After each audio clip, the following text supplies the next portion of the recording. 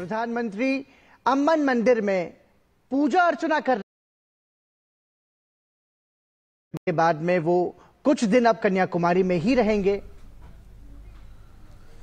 ప్రధాని నరేంద్ర మోడీ ప్రత్యేక హెలికాప్టర్లో కన్యాకుమారి చేరుకున్నారు. వివేకానంద రాక్ మెమోరియల్ వద్ద ఆయన ధ్యానం చేస్తున్నారు. మొత్తం 45 గంటల పాటు ధ్యానం చేయనున్నారు ప్రధాని. ఎన్నికల ప్రచారం ముగిసిన తర్వాత చివరి దశ పోలింగ్ ముందు ధ్యానం చేసే సాంప్రదాయాన్ని కొనసాగిస్తున్నారు మోడీ.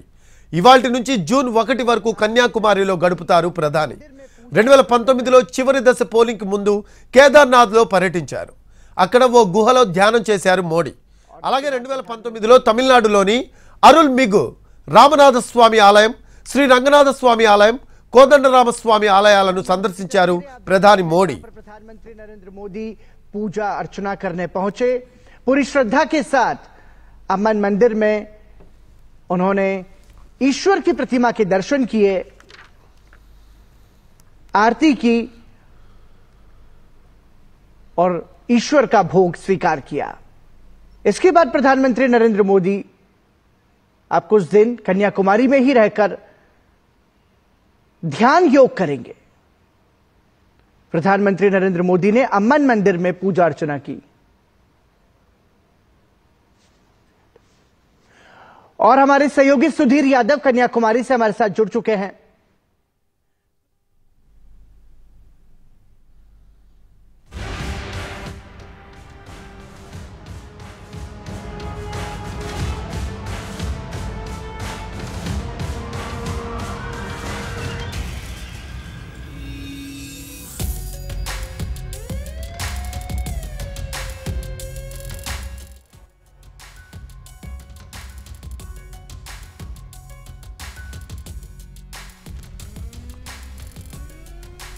ప్రధాని నరేంద్ర మోడీ ప్రత్యేక హెలికాప్టర్లో కన్యాకుమారి చేరుకున్నారు.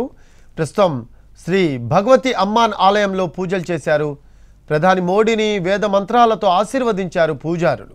ప్రస్తుతం దానికి సంబంధించిన దృశ్యాలు చూస్తూ ఉన్నాము, లైవ్ దృశ్యాలు. అనంతరం వివేకానంద రాక్ మెమోరియల్ వద్ద ఆయన ధ్యానం చేస్తున్నారు. మొత్తం 45 గంటల పాటు ధ్యానం చేయనున్నారు ప్రధాని. ఎన్నికల ప్రచారం ముగిసిన తర్వాత చివరి దశ పోలింగ్ ముందు ధ్యానం చేసే సాంప్రదాయాన్ని కొనసాగిస్తున్నారు. ఇవాల్టి నుంచి జూన్ 1 వరకు కన్యాకుమారిలో గడుపుతారు ప్రధాని. 2019లో చివరి దశ పోలింగ్ ముందు కేదార్నాథ్లో పర్యటించారు ఆయన. అక్కడ ఓ గుహలో ధ్యానం చేశారు. అలాగే 2019లో తమిళనాడులోని అరుల్మిగు రామనాథ స్వామి ఆలయం, శ్రీ రంగనాథ స్వామి ఆలయం, కోదండరామ స్వామి ఆలయాలను సందర్శించారు ప్రధాని మోడీ. ఎన్టీవీ స్క్రీన్పై దృశ్యాలు చూస్తూ ఉన్నాము. ప్రధాని నరేంద్ర మోడీ ప్రత్యేక హెలికాప్టర్లో కన్యాకుమారి చేరుకున్నారు. ప్రస్తుతం శ్రీ భగవతి అమ్మాన్ ఆలయంలో పూజలు చేశారు. ప్రధాని మోడీని వేద మంత్రాలతో ఆశీర్వదించారు పూజారులు. దానికి సంబంధించిన దృశ్యాలు చూస్తూ ఉన్నాము. అనంతరం వివేకానంద రాక్ మెమోరియల్ వద్ద ఆయన ధ్యానం చేస్తారు. మొత్తం ఈ ధ్యానం 45 గంటల పాటు చేయనున్నారు ప్రధాని. ఎన్నికల ప్రచారం ముగిసిన తర్వాత చివరి దశ పోలింగ్ ముందు ధ్యానం చేసే సాంప్రదాయాన్ని మోడీ కొనసాగిస్తున్నారు. ఇవాల్టి నుంచి జూన్ 1 వరకు కన్యాకుమారిలో గడుపుతారు ప్రధాని. అయితే 2019లో చివరి దశ పోలింగ్ ముందు కూడా కేదార్నాథ్లో పర్యటించారు మోడీ. అక్కడ ఓ గుహలో ధ్యానం చేశారు. అలాగే 2019లో తమిళనాడులోని అరుల్మిగు రామనాథ స్వామి ఆలయం, శ్రీ రంగనాథ స్వామి ఆలయం, కోదండరామ స్వామి ఆలయాలను సందర్శించారు ప్రధాని మోడీ.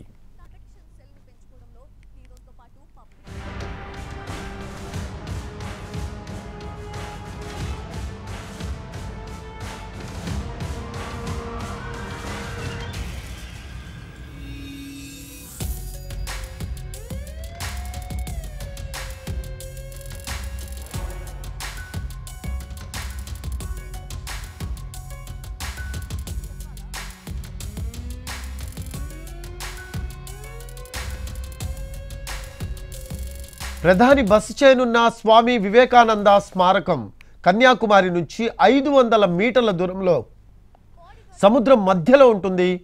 వవుతురాయి బీచ్ నుంచి అక్కడికి చేరుకోవచ్చు.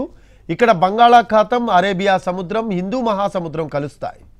1892లో స్వామి వివేకానంద ఇక్కడే 3 పగళ్ళు 3 రాత్రులు ధ్యానం చేసి జ్ఞానాన్ని సంపాదించారని భక్తులు నమ్ముతారు.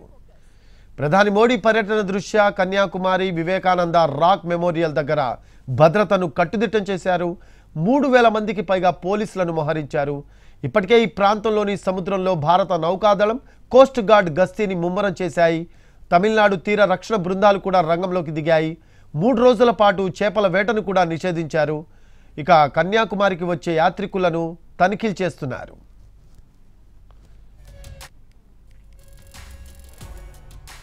ప్రధాని నరేంద్ర మోడీ ప్రత్యేక హెలికాప్టర్లో కన్యాకుమారి చేరుకున్నారు. ప్రస్తుతం శ్రీ భగవతి అమ్మాన్ ఆలయంలో పూజలు చేశారు. ప్రధాని మోడీని వేద మంత్రాలతో ఆశీర్వదించారు పూజారులు. అనంతరం వివేకానంద రాక్ మెమోరియల్ వద్ద ఆయన ధ్యానం చేస్తారు. మొత్తం 45 గంటల పాటు ధ్యానం చేయనున్నారు ప్రధాని. ఎన్నికల ప్రచారం ముగిసిన తర్వాత చివరి దశ పోలింగ్కి ముందు ధ్యానం చేసే సాంప్రదాయాన్ని కొనసాగిస్తున్నారు. ఇవాల్టి నుంచి జూన్ 1 వరకు కన్యాకుమారిలో గడుపుతారు ప్రధాని. 2019లో చివరి దశ పోలింగ్కి ముందు కేదార్నాథ్లో పర్యటించారు ఆయన. అక్కడ ఓ గుహలో ధ్యానం చేశారు మోడీ. అలాగే 2019లో తమిళనాడులోని అరుల్మిగు రామనాథస్వామి ఆలయం, శ్రీ రంగనాథస్వామి ఆలయం, కోదండరామస్వామి ఆలయాలను సందర్శించారు ప్రధాని మోడీ. అయితే ప్రస్తుతం ప్రధాని బస్ చేయనున్న స్వామి వివేకానంద స్మారకం కన్యాకుమారి నుంచి 500 మీటర్ల దూరంలో సముద్రం మధ్యలో ఉంటుంది. వముతురాయి బీచ్ నుంచి అక్కడికి చేరుకోవచ్చు. ఇక్కడ బంగాళాఖాతం, అరేబియా సముద్రం, హిందూ మహాసముద్రం కలుస్తాయి. 1892లో స్వామి వివేకానంద ఇక్కడే 3 పగళ్ళు 3 రాత్రులు ధ్యానం చేసి జ్ఞానాన్ని సంపాదించారని భక్తులు నమ్ముతారు. ప్రధాని మోడీ పర్యటన దృష్ట్యా కన్యాకుమారి వివేకానంద రాక్ మెమోరియల్ దగ్గర భద్రతను పెంచారు. 3,000 మందికి పైగా పోలీసులను మోహరించారు. ఇప్పటికే ఈ ప్రాంతంలోని సముద్రంలో భారత నౌకాదళం, కోస్ట్ గార్డ్ గస్తీని ముమ్మరం చేశాయి. తమిళనాడు తీర రక్షణ బృందాలు కూడా రంగంలోకి దిగాయి. 3 రోజుల పాటు చేపల వేటను కూడా నిషేధించారు. ఇక్కడ కన్యాకుమారికి వచ్చే యాత్రికులను తనిఖీలు చేస్తున్నారు భద్రతా బలగాలు.